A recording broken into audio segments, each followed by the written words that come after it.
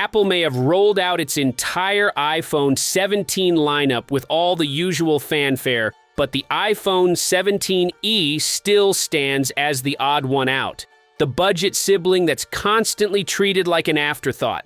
Despite being marketed as an affordable alternative, the previous iPhone 16e never really justified its $599 price tag.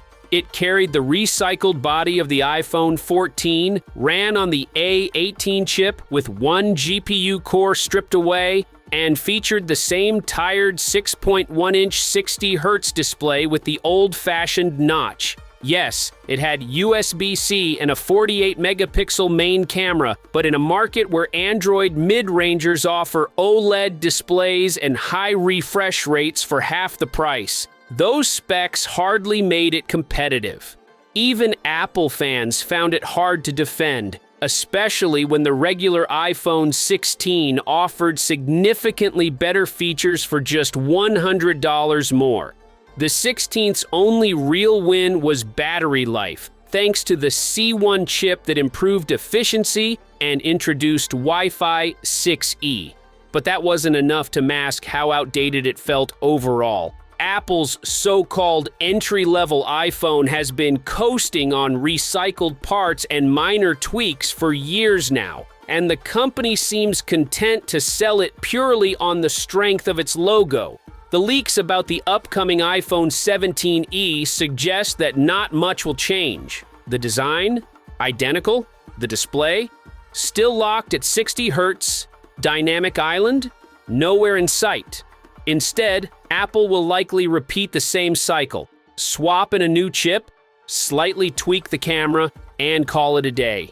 The rumored A19 chip will supposedly power the iPhone 17e.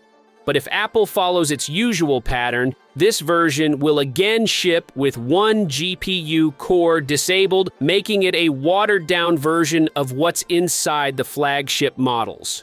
Sources suggest that the new C2 chip might appear, potentially adding Wi-Fi 7 support and minor battery gains.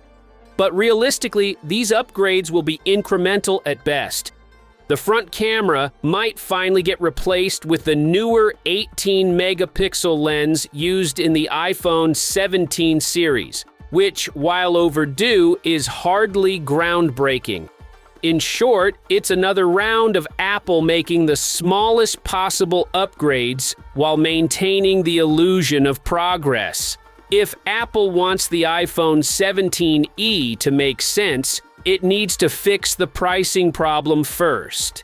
The 16th was supposed to be the budget iPhone, but it launched at $599, only $100 less than the iPhone 16, which offers more power, better display features, and a longer lifespan. Meanwhile, retailers in the US have been selling the standard iPhone 16 for $499. Completely undermining the 16e's existence. Unless Apple corrects course, the 17th risks becoming another irrelevant addition to the lineup.